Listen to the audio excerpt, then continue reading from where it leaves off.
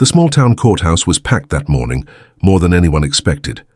News of the unusual custody dispute over a dog named Max had spread quickly, drawing neighbors, reporters, and curious onlookers.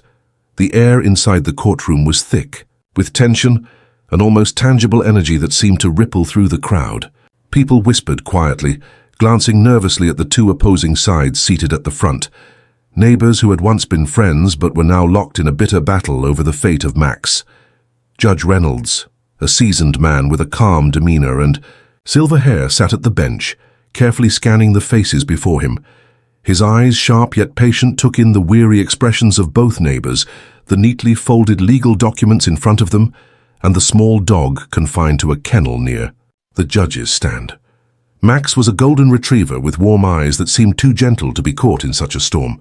He lay quietly, his tail flicking occasionally, sensing the unease that filled the room. Among the crowd sat a small boy, no older than 7, who seemed out of place amid the hushed murmurs and serious faces. Ethan clutched his mother's hand, tightly, his wide eyes fixed on Max. While the adults argued over legal ownership, Ethan's thoughts were simple and clear. Max was a friend. He remembered the afternoons spent playing fetch in the park, and the nights when Max had curled up beside him, offering silent comfort during hard times. The dispute had begun weeks earlier, when Max's original owner, Mr. Carter, had fallen, ill and was unable to care for the dog. His neighbor, Mrs. Thompson, had stepped in, taking Max into her home and promising to look after him until Mr. Carter recovered. But recovery was slow, and the months passed. Soon, both neighbors claimed Max as their own, and the conflict escalated into a legal battle. Now, both sides presented their arguments. Mrs. Thompson's lawyer described how she had provided a loving, stable home and paid for the dog's food and veterinary care. Mr. Carter's attorney countered, showing receipts and documents proving that Mr. Carter was the rightful owner and intended to keep Max once he regained his health. Each point was met with nods and murmurs from their supporters, while Ethan watched quietly, feeling a knot tighten in his chest. The judge called witnesses who spoke about Max's behavior, the care he had received, and the bonds he had formed. But no testimony seemed to capture the full truth, that Max was more than a possession to be claimed. The courtroom felt like a battlefield of words and papers, far removed from the simple joy a dog could bring. Ethan's mother leaned down and whispered, "You're doing great, sweetheart. Just stay calm." Ethan nodded, but his eyes never left Max. The dog seemed tired, his head resting against the side of the kennel, as if waiting for someone to speak for him. Ethan wanted to stand up and say something, but he didn't know how. The adults were so busy fighting, they didn't seem to notice what Max really needed. As the morning session wore on, the atmosphere grew heavier. The neighbors exchanged cold looks, their voices sharper with each argument. The judge reminded everyone that this was a serious matter with real consequences, but the tension didn't ease. For Ethan, it all felt confusing and unfair. Then, during a brief recess, a moment of quiet arrived. People moved to stretch their legs or make phone calls, but Ethan stayed near Max's kennel. He knelt down beside the dog, reaching through the bars to gently stroke the soft fur. Max lifted his head, eyes meeting Ethan's. In that instant, the boy saw not a prize to be won, but a friend who needed love and kindness above all else. Ethan whispered softly to Max, the two words that would soon change everything. "Not mine." The courtroom was slowly emptying as the recess bell rang, but Ethan didn't move from his spot beside Max's kennel. The small boy's fingers traced the dog's soft golden fur, and Max responded by nudging his head gently against Ethan's hand. In those quiet moments, it felt as if the world outside the courtroom walls had paused. There was no conflict, no tension, only a boy and his dog sharing a simple, unspoken understanding. Ethan's mother watched from a short distance away, her heart heavy with worry and hope. She had seen the growing bond between her son and Max ever since they first cared for the dog at home. After Mr. Carter had fallen ill, Max had come to live with Ethan's family for a few weeks. During that time, Ethan and Max had become inseparable. The dog comforted Ethan in ways no one else could, especially when his father was away on business trips, and his mother worked long hours. But now, seeing the courtroom filled with angry voices and legal papers, Ethan felt confused. The adults spoke of rights and ownership, but to him Max was more than a thing to be fought over. Max was a friend, a loyal, loving companion who didn't belong to anyone. At least, that was how Ethan felt deep inside. As the recess drew to a close, Ethan's mother gently took his hand and led him back to their seats. Yet, Ethan's mind remained on Max and the quiet words he had just whispered. Not mine. Back in the courtroom, the mood was different. The legal arguments had exhausted many of the adults, but the boy's simple perspective had begun to ripple quietly through the room, unnoticed by most, but sensed by some. Judge Reynolds, who had been observing from his bench, watched Ethan with a curious gaze. The boy's quiet demeanor amidst the tension was striking. The judge called the courtroom back to order. The next witness was scheduled, but before the trial could continue, something unexpected happened. The judge addressed the lawyers and the audience, saying, "Before we proceed, I would like to ask the young boy a question." The courtroom shifted in surprise. Ethan's mother looked down at her son, unsure and protective. Ethan's heart raced. All eyes turned toward him as he was gently invited to stand before the bench. The silence was overwhelming. Judge Reynolds spoke calmly. "Son, I understand you have a connection with Max. Can you tell us in your own words what you think about all this?" Ethan swallowed hard, feeling the weight of the room's attention. Then, with a clarity that surprised everyone, he said, "Max is not mine. He doesn't belong to one person. He needs someone who loves him, not someone who fights over him." His words hung in the air, simple yet powerful. The judge leaned forward, eyes kind but serious. "Can you explain why you feel that way?" Ethan nodded. "When Max stayed with us, he was happy. He wagged his tail and he didn't seem worried. But when people argue about him, he gets scared. I think Max needs both Mr. Carter and Mrs. Thompson, not just one or the other." Murmurs spread through the courtroom. The adults exchanged looks, some skeptical, others thoughtful. Ethan's honesty cut through the complex legal jargon, shining a light on the real issue, the dog's happiness. The judge nodded slowly. "Thank you, Ethan. Your words remind us that sometimes the simplest truth is the hardest to see." For the first time that day, the atmosphere softened. The fierce battle over ownership was replaced by a new question: what was truly best for Max? As Ethan returned to his seat, his mother squeezed his hand with pride. She knew this moment would change everything. The courtroom buzzed with a mixture of surprise and quiet murmurs as Ethan returned to his seat. The boy's simple statement, "Not mine," had echoed louder than any lawyer's argument. Adults who had been engrossed in legal details now found themselves reflecting on a child's innocent wisdom. The judge called the court back to order, but the energy in the room had shifted noticeably. Judge Reynolds tapped his gavel gently and said, "We will now take a brief pause while I consider the new perspective offered by our young witness." He glanced down at the legal documents, then looked up at the crowd. "Court is adjourned for recess. Please return in 30 minutes. As people rose to stretch and talk quietly among themselves, Ethan sat still, his mind racing. What he had said felt right. He knew it deep inside, but he didn't expect his words to ripple through the courtroom like a pebble dropped into still water. The adults' reactions surprised him. Some looked puzzled, others thoughtful, and a few nodded quietly as if something important had been revealed. Ethan's mother knelt beside him, brushing a stray lock of hair from his forehead. "Sweetheart, you were very brave," she said softly. "How you helped everyone see what really matters." Ethan smiled shyly, but was still unsure what would happen next. Meanwhile, Max lay quietly in his kennel, eyes following Ethan with a calmness that seemed to suggest trust. The dog's tail wagged slowly, as if sensing that something good was about to happen. Outside the courtroom, reporters gathered, whispering about the unusual moment when a little boy's 2 words stunned the entire room. The story was already beginning to spread on social media and local news. Headlines like, "Boy's simple truth turns dog custody case upside down," appeared on phones and newspapers, capturing the community's attention. Back inside, Judge Reynolds consulted privately with the lawyers. The boy's statement had introduced a fresh angle, a reminder that Max's happiness and well-being were the heart of the matter, not just legal ownership. After the recess, the judge returned to the bench with a thoughtful expression. "I believe it is in everyone's interest to reconsider the case with a focus on Max's best welfare," he announced. "We will hear new testimony regarding Max's behavior, his emotional needs, and how the two families can best support him." The lawyers nodded, adjusting their papers. The courtroom settled as witnesses were called back to share insights.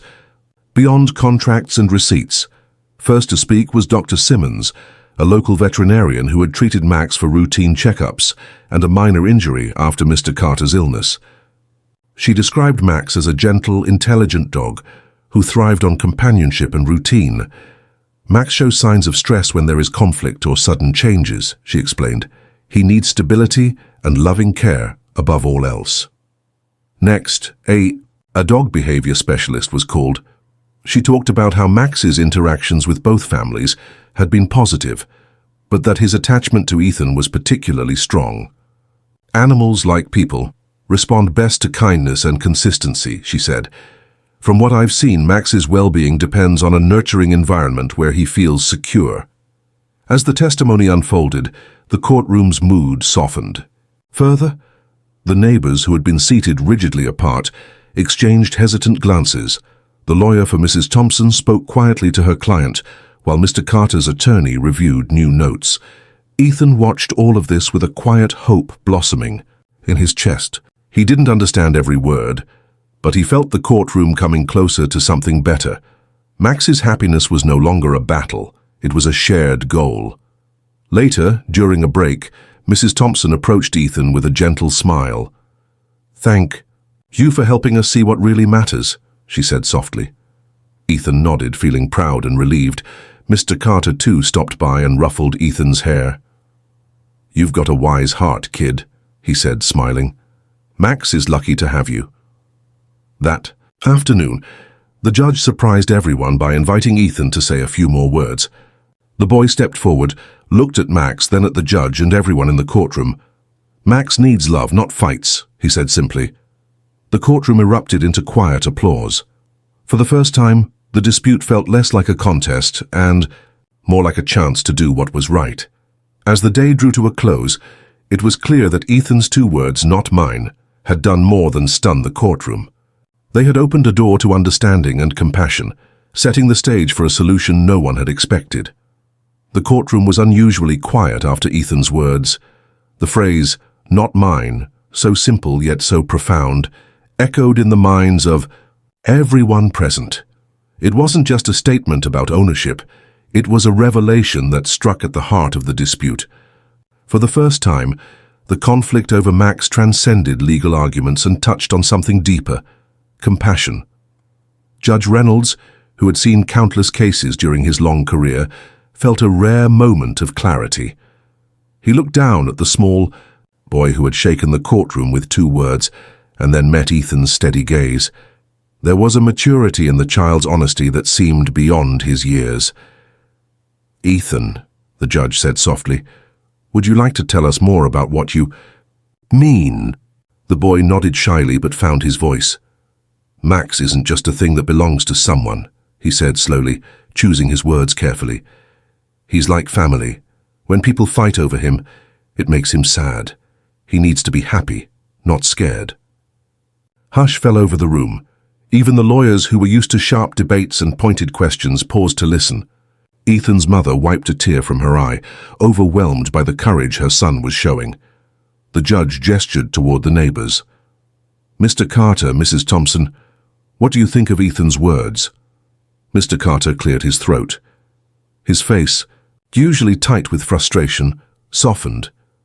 "The boy has a point," he admitted. "I've been so focused on the legal side, I forgot what's best for Max. I want him to be happy." Mrs. Thompson nodded, her eyes glistening. "I agree.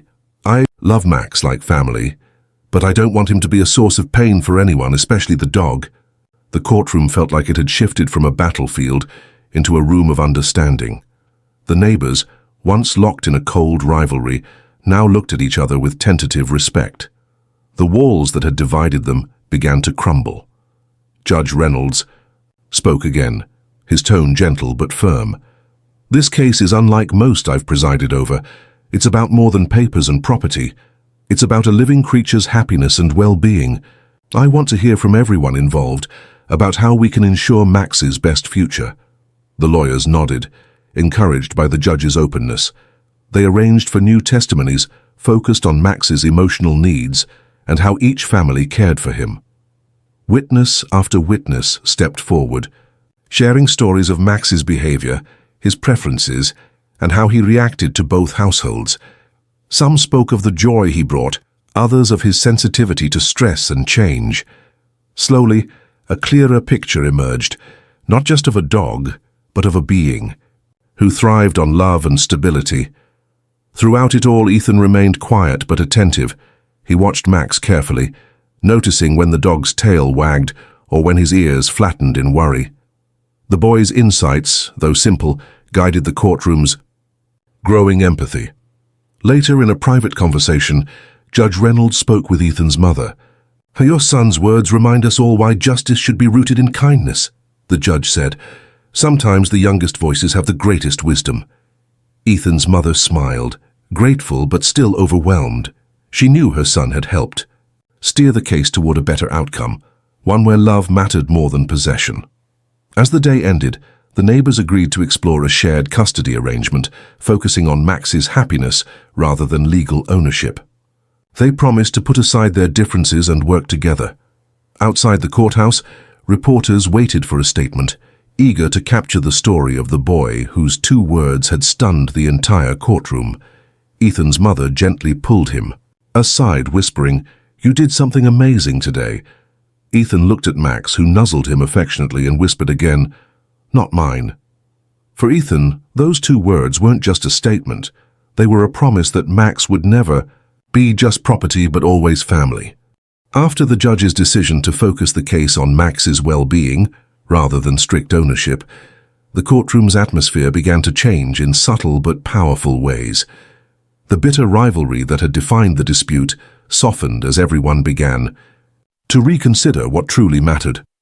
What had once been a battle over possession was now a shared responsibility for a living creature's happiness. Judge Reynolds called the court to order again, inviting new witnesses to share insights that would help everyone understand Max's needs better. Among them was Sarah, a professional dog trainer who had worked with Max for several weeks. She stepped forward with a calm confidence, her eyes bright with compassion. "Your Honor," Sarah began, "Max is a very special dog. He's intelligent, affectionate, and deeply connected to the people around him. But what's most important is that he thrives on consistency and love. When there's tension or conflict, he becomes anxious and withdrawn." She described how she had observed Max's interactions with both Mr. Carter and Mrs. Thompson. Max is comfortable and happy with both families, but he also shows signs of stress when he senses disagreement. This is common in dogs, who pick up on human emotions more than we realize. The courtroom listened intently as Sarah explained how Max's well-being depended on a nurturing environment that prioritized his emotional health over legal technicalities. She emphasized that shared custody arrangements, though uncommon, could work if all parties committed to Max's happiness first. The neighbors, who had previously barely spoken to each other, exchanged looks. The reality of caring for Max as a living, feeling being rather than a legal asset was settling in. Next, the judge invited a local child psychologist to speak about Ethan's involvement in the case. Dr. Morales explained how the boy's deep connection with Max had influenced his perspective and why children's voices often reveal truths adults overlook. Children have a unique ability to see beyond possessions and conflicts, Dr. Morales said. Ethan's insight that Max is not just owned but loved reflects a pure and compassionate understanding that adults sometimes forget in their disputes. Her words seemed to resonate deeply in the courtroom. Ethan's mother smiled, softly, proud of her son's quiet courage and clear heart. After the testimonies, Judge Reynolds addressed the courtroom again. "The evidence and insights presented today lead me to believe that the best interests of Max cannot be served by declaring ownership to one party alone. Max needs a home where love and care come first. The judge proposed a solution, a shared custody arrangement, where Max would spend time with both Mr. Carter and Mrs. Thompson. The arrangement would be carefully structured to provide Max with stability, routine, and the consistent affection he needed. The neighbors listened. It was a surprising proposal, one they had not considered before, but beneath their initial hesitation, there was a growing recognition that it was the right choice. Mrs. Thompson spoke up, her voice steady but hopeful. "I want what's best for Max. If that means sharing care with Mr. Carter, I'm willing to try." Mr. Carter nodded slowly. "I want Max to be happy too. This arrangement might just be what he needs." The judge smiled gently. "This will require cooperation and communication. It's not always easy, but for Max, it will be worth it." The courtroom was filled with a sense of tentative optimism.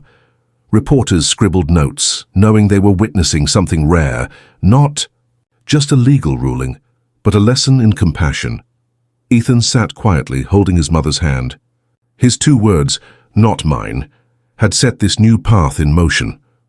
What started as a child's simple truth had grown into a powerful shift toward kindness and shared responsibility.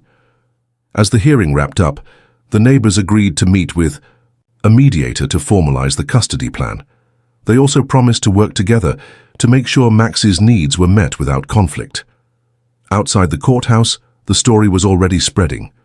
Local news anchors praised the unusual resolution, highlighting the boy's role in changing the outcome. Community members discussed the case as a hopeful example of how compassion can overcome conflict. For Ethan and Max, the future looked brighter. The dog's tail wagged enthusiastically as the boy approached him after the hearing, and the two shared a quiet moment of understanding. Ethan whispered softly, "We'll take care of you, Max." And for the first time in weeks, the courtroom's tension was replaced by a hopeful warmth. A reminder that sometimes the smallest voices hold the greatest power to change hearts and minds. The weeks following the courtroom's surprising decision were filled with cautious optimism and careful planning. Ethan's simple words, "not mine," had rippled far beyond the walls of the courthouse, sparking a transformation in how 2 neighbors viewed one another and, most importantly, how they cared for Max. Mr. Carter and Mrs. Thompson, once embroiled in a bitter dispute, began meeting regularly with a professional mediator to develop a plan that would serve Max's well-being. The sessions were not always easy. Old frustrations surfaced, and moments of doubt tested their resolve. Yet each time, Ethan's words echoed in their minds, reminding them that Max was not a prize to be won but a friend to be cherished. The mediator, a calm and patient woman named Ms. Daniels, guided the discussions with care. She helped Mr. Carter and Mrs. Thompson focus on practical details, scheduling visits, sharing responsibilities, and communicating openly about Max's needs. Both agreed that Max's happiness and comfort were paramount. Ethan's family also played an important role in the new arrangement. His mother, who had grown close to both neighbors, offered support and encouragement to everyone involved. She often reassured Ethan that his voice had helped change things for the better, strengthening the boy's confidence. Max, unaware of the legal battles and negotiations, responded to the growing peace around him. The dog's eyes were brighter, his tail wagged more often, and he seemed more relaxed than he had been in months. It was as if he understood that the love and care were now shared and consistent. One sunny afternoon, Ethan and his mother visited Mr. Carter's home, where Max was spending part of his time. The house was filled with warm sunlight and soft smells of fresh flowers from the garden. Max greeted Ethan with excited barks, running circles around him before settling happily at his feet. Mr. Carter smiled as he watched the reunion. "He loves you, Ethan," he said quietly. "You've become a big part of his life." Ethan grinned, petting Max gently. "He loves all of us," he replied. Later that week, Ethan's family visited Mrs. Thompson's house, where Max was equally happy. Mrs. Thompson prepared a special spot for Max near the window, where he could watch birds and feel the warmth of the sun. She shared stories of Max's antics, and the little ways he showed affection. Together, the neighbors began to build a new routine that centered on Max's needs rather than past grievances. They coordinated vet appointments, shared expenses, and even exchanged photos and updates when Max was with the other family. The community watched with admiration as the neighbors' relationship evolved. What had started as a divisive conflict became a shared commitment. Ethan's simple truth had inspired grown-ups to set aside pride and work together for something greater. School friends and neighbors praised Ethan for his bravery and kindness. The local newspaper ran a feature about the boy who had reminded everyone what really mattered. In interviews, Ethan spoke modestly about Max, emphasizing the importance of love and friendship over ownership. At home, Ethan's mother noticed a new confidence in her son. He spoke more openly about his feelings and showed an empathy that seemed to grow stronger each day. He's learning the power of kindness, she thought, and how one small voice can make a big difference. Meanwhile, Max thrived in his new life. His tail wagged constantly, and his playful nature returned. He followed Ethan around with unwavering loyalty, comforting the boy after long school days and joining family outings. One afternoon, as Ethan threw a ball in the park, Max raced joyfully after it, his energy boundless. Watching the dog's happy face, Ethan felt a deep sense of peace. He whispered to Max, "We're in this together." Back at home that evening, Ethan's mother smiled as she tucked him into bed. "You helped bring people together today," she said softly. Ethan yawned and replied, "Max didn't belong to anyone, he belongs to all of us." In that moment, the boy's words captured the spirit of what had been accomplished. A new beginning based on understanding, respect, and shared love. The courtroom battle was over, but the real journey was just beginning. And for Ethan, Max, and the neighbors, it was a journey filled with hope and friendship. As the weeks turned into months, the newfound cooperation between Mr. Carter and Mrs. Thompson deepened into an unexpected friendship.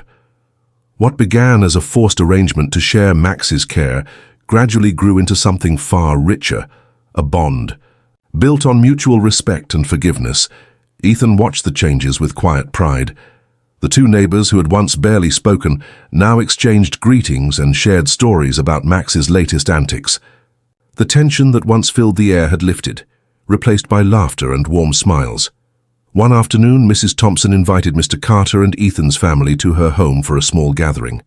The invitation surprised Ethan's mother, who saw it as a hopeful sign of true reconciliation. The house was cozy and filled with the aroma of freshly baked cookies. Max greeted everyone enthusiastically, tail wagging as if celebrating the peace that had settled among them. As the adults chatted over tea, Ethan sat nearby on the floor, playing quietly with Max. The dog rested his head on Ethan's knee, his eyes bright with trust and contentment. Mrs. Thompson raised her glass gently. "I never imagined we'd get to this point," she said softly. "I'm grateful for Ethan's words. They reminded us to see beyond our disagreements." Mr. Carter nodded in agreement. "It wasn't easy, but I think Max brought us together in ways we didn't expect." Ethan's mother smiled warmly. "Sometimes it takes a child's innocence to remind us what really matters." The atmosphere was light, filled with genuine warmth. For Ethan, it was a moment that felt like a new beginning, not just for the neighbors, but for the whole community. Later that evening, as Ethan prepared for bed, he reflected on how much had changed since the courtroom battle. The fight over Max had transformed into a story about forgiveness and shared love. He thought about how easy it had been to feel lost when grown-ups argued, and how powerful his two words had been, words that no one could have predicted would change so much. That night, Ethan's dreams were filled with images of Max happily running through fields, free from fear or confusion. The dog was no longer caught between two sides, but surrounded by people who cared deeply. The next morning, Ethan woke with a new sense of purpose. At school, he shared the story of Max and the neighbors' journey with his classmates. His teachers praised him for his kindness and courage. Back home, the neighbors continued to work together. They coordinated walks for Max in the park, took turns attending veterinary appointments, and even planned joint celebrations on Max's birthday. One day, Ethan overheard Mr. Carter and Mrs. Thompson talking about a new idea to start a local dog-walking group that would bring together families and their pets in the neighborhood. Ethan's eyes lit up. "That sounds amazing," he exclaimed. "Max would love it." The idea quickly took shape. Flyers were created, and soon a growing number of neighbors joined in. The dog-walking group became a weekly event, fostering new friendships and a stronger sense of community. Ethan's mother noticed how much the experience had changed her son. He was more confident, more compassionate, and more willing to speak up for what he believed in. One afternoon, as Ethan helped prepare for the next dog-walking meetup, Mrs. Thompson pulled him aside. "You taught us all a valuable lesson, Ethan," she said kindly. "Sometimes the simplest words can heal the deepest wounds." Ethan smiled, feeling a warmth spread through his chest. "I just wanted Max to be happy," he replied. Mrs. Thompson nodded. "And you helped make that happen." The journey that began with 2 words, "not mine," had blossomed into a story of hope, forgiveness, and the power of kindness. Ethan knew the road ahead would still have challenges, but for now he was proud of what had been accomplished. Max lay nearby, content and loved, a living symbol of the bonds that had formed, and as Ethan looked around at the smiling faces of those who once were strangers, he felt certain that sometimes the greatest gifts come from the smallest voices. The seasons changed, and with them, the lives of everyone involved in Max's story. What had begun as a courtroom dispute now stood as a testament to the power of empathy, kindness, and community.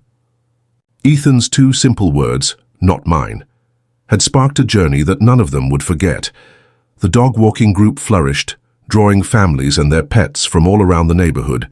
Each week, laughter and joyful barks filled the local park, weaving new friendships that extended far beyond Max's original case.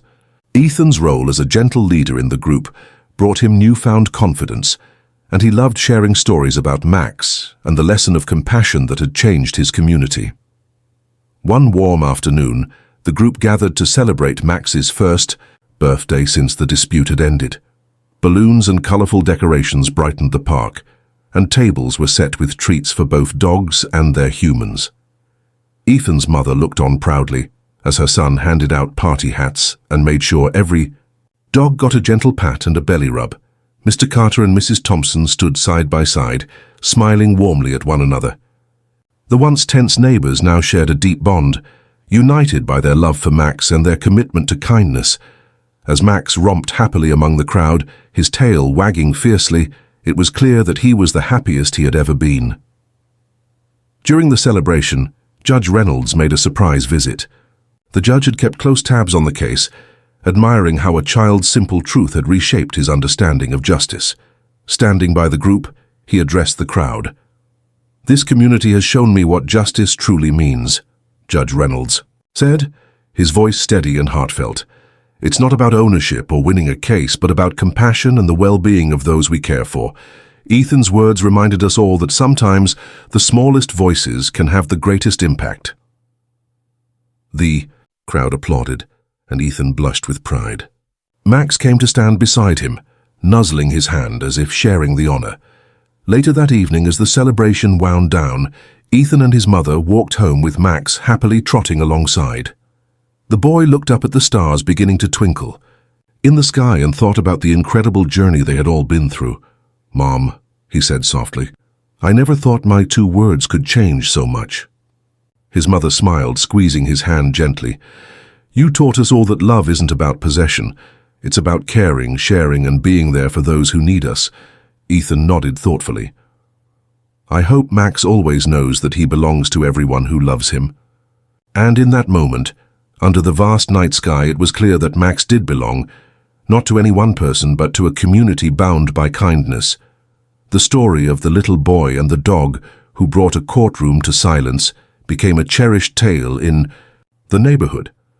It was told and retold, inspiring others to listen closely to the quiet voices of children, to value empathy, and to seek solutions rooted in love. For Ethan, the experience marked the beginning of a lifelong belief in the power of speaking truth with kindness. Max remained his loyal friend, a constant reminder that sometimes the most profound changes come from the simplest acts of courage. As the years passed, the neighborhood grew closer than ever. The dog-walking group expanded, and the legacy of compassion spread to other families and even local schools.